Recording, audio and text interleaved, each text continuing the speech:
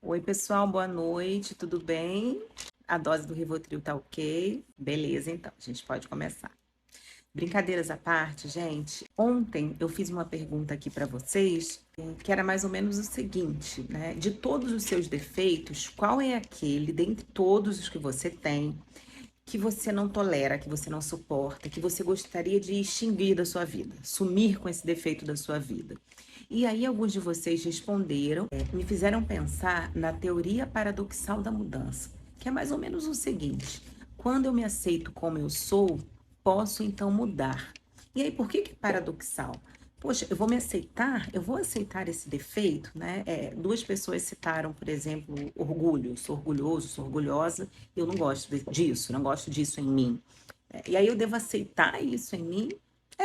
Paradoxalmente, você deve aceitar isso em você, porque você só consegue mudar quando de fato você reconhece que tem alguma questão, reconhece que você é do jeito que é. Né? Imagina se a gente vai conseguir comprar o remédio certo se a gente não sabe qual é a doença que a gente tem. Imagina se a gente vai conseguir satisfazer uma necessidade que a gente não reconhece, não sabe que tem, não se dar conta.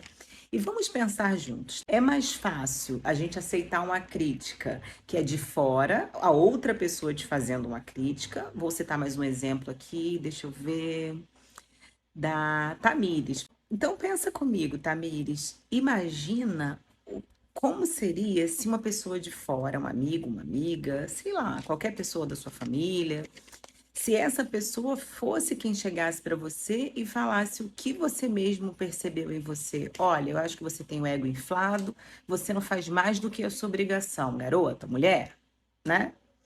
É um pouco mais difícil a gente aceitar uma crítica vindo dessa maneira para a gente. Às vezes, até uma crítica construtiva é difícil da gente aceitar. Então, quando eu faço esse questionamento e vocês conseguem se olhar e se perceber e olhar para um lugar doloroso, um lugar desconfortável, porque não é confortável, os nossos defeitos não são confortáveis, e perceber: caramba, eu tenho isso daqui, eu não gosto.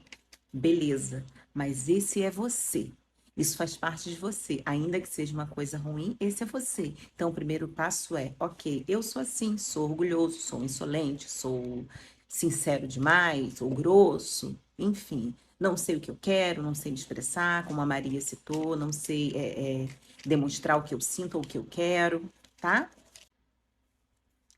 Então, gente, mesmo que pareça algo muito pequenininho, muito sem importância, quem consegue olhar para si e perceber as suas próprias questões, seus próprios defeitos, já deu o primeiro passo no caminho do autoconhecimento e no caminho da mudança, para ser uma pessoa melhor, para alcançar o que deseja, o que quer melhorar na sua vida, em você mesmo. Tamiri, já em relação a querer tudo do seu jeito, fala muito de um controle, de uma pessoa mais controladora.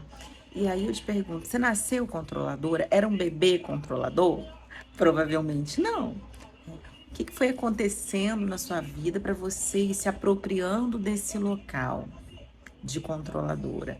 Às vezes, crianças ou adolescentes que vivem num ambiente onde os adultos fazem essa criança, às vezes de psicóloga, de adulta, trazendo suas questões, presenciam muitas questões de adulto, já chegam numa certa idade, ainda novas, mas cansadas, como se elas carregassem um peso muito grande, né? E aí, quando você diz que quer ser reconhecido por coisas que não fazem mais do que a sua obrigação, talvez você já fez muito mais no passado que não era a sua obrigação. Isso são suposições, é óbvio, cada caso deve ser trabalhado, né, particularmente, especificamente, cada caso é um caso. Mas eu jogo essas questões para você ir refletindo. Faz algum sentido para você? Já Maria fala o seguinte: tenho dificuldade de expressar o que sinto e o que penso, principalmente com as pessoas que eu amo. E aí eu te pergunto, Maria, como era na sua infância quando você demonstrava suas emoções e quando você mostrava sua diferenciação? Isso faz toda a diferença, sabia? Quando a gente não tem as nossas falas validadas na infância, na adolescência, quando falar da gente, se colocar como diferente, mostrar o nosso querer, é visto ou é entendido pelos nossos cuidadores, pelos nossos pais, como uma afronta ou como algo sem valor, nós podemos sim acabar desenvolvendo essa dificuldade de expressar o que a gente quer. A Ângela coloca aqui que o defeito que ela gostaria de eliminar provavelmente seria o ciúme. E aí, né, lógico, repito que cada caso é um caso, tudo tem que ser analisado no particular, cada pessoa é única. Porém, o ciúme, ele sim está muito ligado ao medo do abandono, e o medo do abandono está muito ligado à sua própria autoestima, né? A autoestima não é só se sentir bem, bonitona por fora, é muito mais profundo do que isso. A sensação do medo do abandono e do ciúme pode ser muito patológico também, ele também está envolvido em alguns transtornos de personalidade, mas a parte disso, ele fala muito sobre a nossa própria autoestima, é uma coisa para pensar.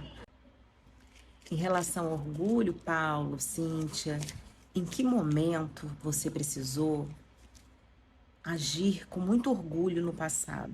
Eu tenho certeza que em algum momento da vida de vocês, vocês precisaram agir com orgulho.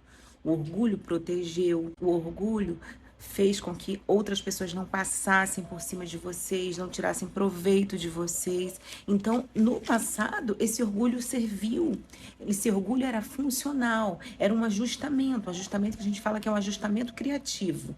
Algo que numa situação difícil, numa situação às vezes caótica, nós criamos, né, como um mecanismo de defesa. Os mecanismos podem ser funcionais ou disfuncionais, mas na hora que a gente precisa, eles são funcionais, eles nos ajudam, eles nos protegem. Só o que acontece? Tudo muda, a vida passa, as situações mudam, as relações mudam, você muda, né? Você consegue ter mais autossuporte, você consegue ser independente. Às vezes você sai de uma família caótica, sai de um relacionamento que não fazia mais sentido para você.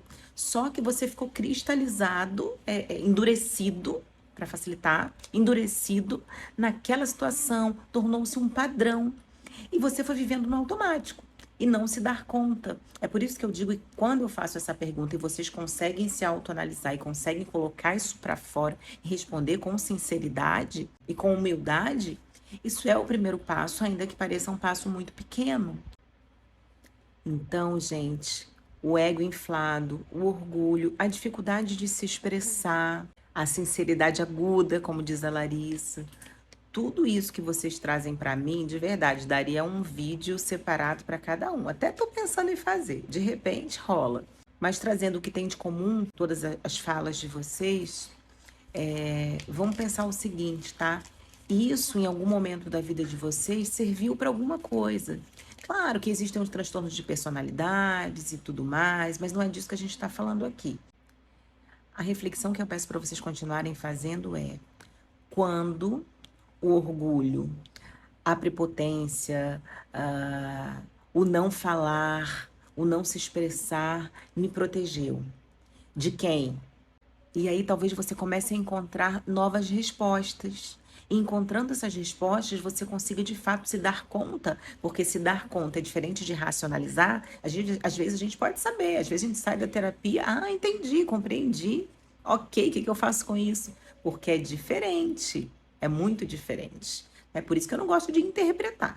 Nós precisamos experienciar, e isso é muito diferente. O se dar conta é mais ou menos aquele insight que você tem, é mais ou menos aquele caiu a ficha de verdade, quando você sente, quando você descobre, caramba, então era isso, eu agia assim por causa disso, e todo mundo já sabia, menos você, né, Alecrim Dourado? Mas enfim, é mais ou menos isso que eu queria compartilhar com vocês, eu espero que tenha ajudado de fato em alguma coisa. Quem quiser tirar mais alguma dúvida no privado, pode ficar à vontade, tá? E eu espero que a gente continue conversando aí, batendo esse papo legal. Muito obrigada por vocês comentarem e por vocês estarem aqui sempre participando. Um beijo, queridos.